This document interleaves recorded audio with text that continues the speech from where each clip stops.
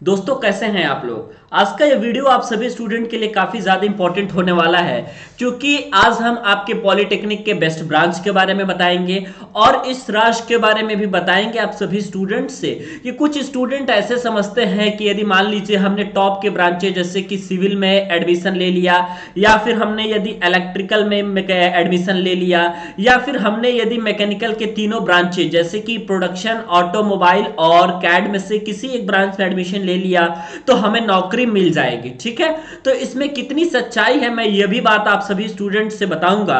और जो स्टूडेंट्स कहते हैं कि ये जो तीन ब्रांच है आपका सिविल, इलेक्ट्रिकल और मैकेनिकल, ये किस लहजे में आपका एक नंबर का ब्रांच है इसके बारे में भी बताऊंगा। ठीक है, तो यह वीडियो आप सभी स्टूडेंट के लिए बहुत ही ज्यादा इंपॉर्टेंट होने वाला है।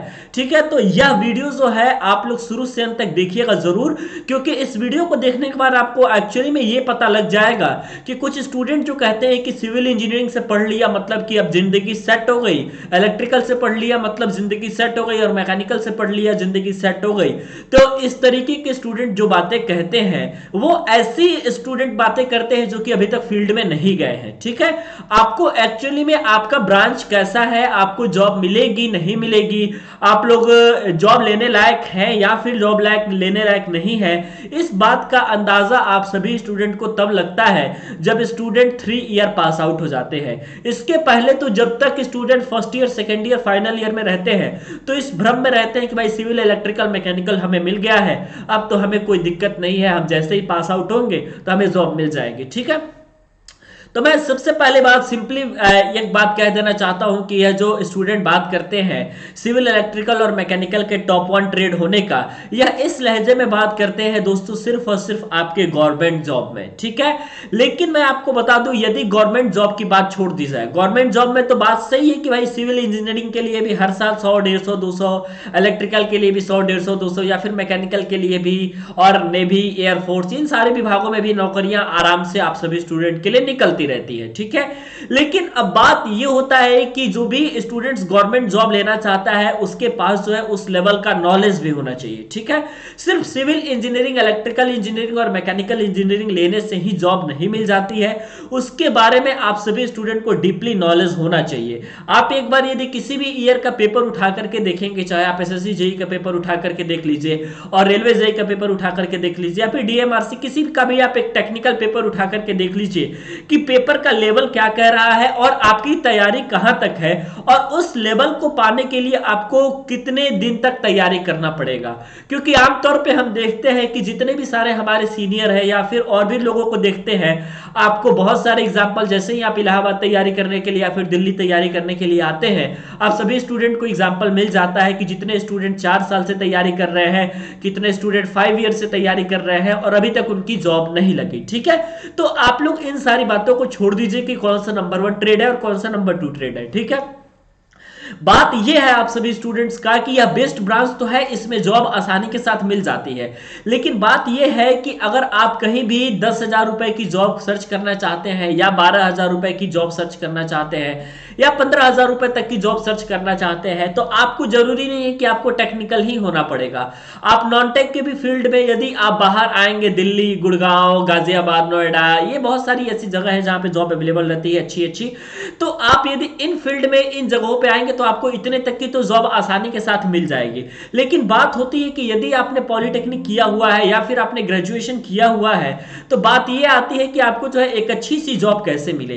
तो एक अच्छी सी जॉब लेने के लिए आपको बेसिक तैयार होना चाहिए, और कुछ कंपनी का मैं क्राइटेरिया आप सभी स्टूडेंट के सामने बता देना चाहता हूं कि कुछ स्टूडेंट होते हैं, कुछ कंपनियां होती हैं जो टेक्निकल के अलावा नॉन टेक्निकल का इंटरव्यू लेती है। ठीक है, जैसे कि 25 क्वेश्चन वो इंग्लिश के पूछेंगे, जैसे विप्रो कंपनी है, आईटी की, सीएस की, इलेक्ट्रॉनिक्स की, इलेक्ट्रिकल की, बहुत सारे स्टूडेंट को लेती है। फैशन डिजाइनिंग और सिविल इंजीनियरिंग को छोड़ करके काफी सारे स्टूडेंट जो है उसमें हायर होते हैं हर ब्रांच के।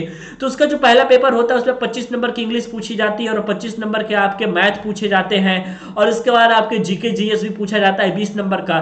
तो मेरे कहने का मतलब है कि आपको जो है बेसिक चीजें तैयार करनी पड़ेंगी। यदि आप इन तीन अगर आप इनका इसका तीनों यदि आप क्लियर कर लेते हैं, जब जाकर के आप इंटरव्यू राउंड में जाते हैं, और इंटरव्यू राउंड में आपसे टेक्निकल नॉलेज के बारे में पूछा जाता है। ठीक है, तो सिविल इंजीनियरिंग मिल जाना, इलेक्ट्रिकल इंजीनियरिंग मिल जाना, मैकेनिकल इंजीनियरिंग मिल जाना आप सभी स्टूडेंट के लिए बिल्कुल अच्छी बात है। लेकिन अगर आप इन टॉप ट्रेड में पढ़ रहे हैं तो आपकी तैयारी भी इन टॉप ट्रेड लायक होनी चाहिए, ठीक है। जितना ज्यादा अच्छा ट्रेड है दोस्तों, उससे उतना ही ज्यादा आपका कंपटीशन है इन क्षेत्र में। यदि मैं कंपटीशन की दोस्तों बात करूं तो जो सबसे ज्यादा कंपटीशन है आपका सिविल इंजीनियरिंग में है। एक तो प्राइवेट कंपनी में दोस्तों वैकेंसी नहीं आती है सिविल इंजीनियरिंग में। बात होती है आपकी गवर्नमेंट जॉब में वैकेंसी की, तो आपको पता है कि हर साल 2 लाख एटलीस्ट तो मैं मान लेता हूं यूपी से, सिर्फ यूपी से अगर मैं बात करूं तो 2 लाख स्टूडेंट जो है हर साल पॉलिटेक्निक करके निकलते हैं। अदर स्टेट की बात करें तो इसी हिसाब से लगा लीजिएगा 50,000 माइनस प्लस करके कि आपका बिहार का कितना होगा, झारखंड का कितना होगा, महाराष्ट्र का कितना होगा। तो इतने सारे स्टूडेंट हर साल दोस्तों निकल रहे हैं प्रत्येक ब्रांच से। तो अब आपको चाहिए कि आपका जो तैयारी हो वो किस स्तर का हो, ताकि आप इन सभी स्टूडेंट को बीट करके एक सीट ले पाए एलएनटी में, एक सीट ले पाए जीपी सीमेंट में, एक सीट ले पाए बिरला में। तो इस तरीके की जो सीटें निकलती है ना दोस्तों इनके ऑफिशियल वेबसाइट पे, तो इनका जो इंटरव्यू होता है वो काफी टफ होता है, चाहे सिविल के लिए निकले, चाहे इलेक्ट्रिकल के लिए निकले, चाहे मैकेनिकल के लिए निकले। क्योंकि मैं आपको बता देता हूं कि ये सारी चीजें जो होती हैं ये टॉप की कंपनियां हैं और इसके अलावा इसमें जो है लिमिटेड सीट रहती है।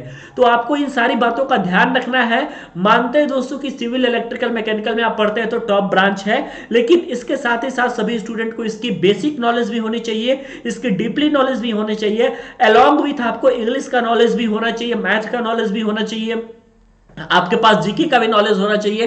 तब जाकर के आप एक अच्छी कंपनी में जबरदस्त पैकेज पे लग सकते हैं। तो यह दोस्तों वीडियो आप सभी स्टूडेंट के लिए काफी ज्यादा इंपॉर्टेंट है। इस वीडियो को बनाने का मेन उद्देश्य यही है कि आप सभी स्टूडेंट अपने ट्रेड के सब्जेक्ट को अच्छे से पढ़ें, और ट्रेड के सब्जेक्ट को अच्छे से पढ़ने के अलावा आपके पास जो है नॉन टेक का भी नॉलेज होना बहुत जरूरी है। चाहे आप गवर्नमेंट सेक्टर में जाए, चाहे प्राइवेट सेक्टर में जाए। गवर्नमेंट सेक्टर में भी आप सभी स्टूडेंट के लिए नॉन टेक पूछा जाता है, प्राइवेट में भी पूछा जाता है। तो आपको जो है इन दोनों चीजों का नॉलेज होना बहुत ही जरूरी है। तो लग जाइए भाई तैयारी में, जबरदस्त तैयारी के साथ आप लोग जो है कहीं भी इंटरव्यू दीजिए। बाकी जहां तक हमारी हेल्प होगी हम आप सभी स्टूडेंट का हेल्प जरूर करेंगे। वीडियो देखने के लिए और हमारे साथ बने रहने के लिए बहुत बहुत धन्यवाद।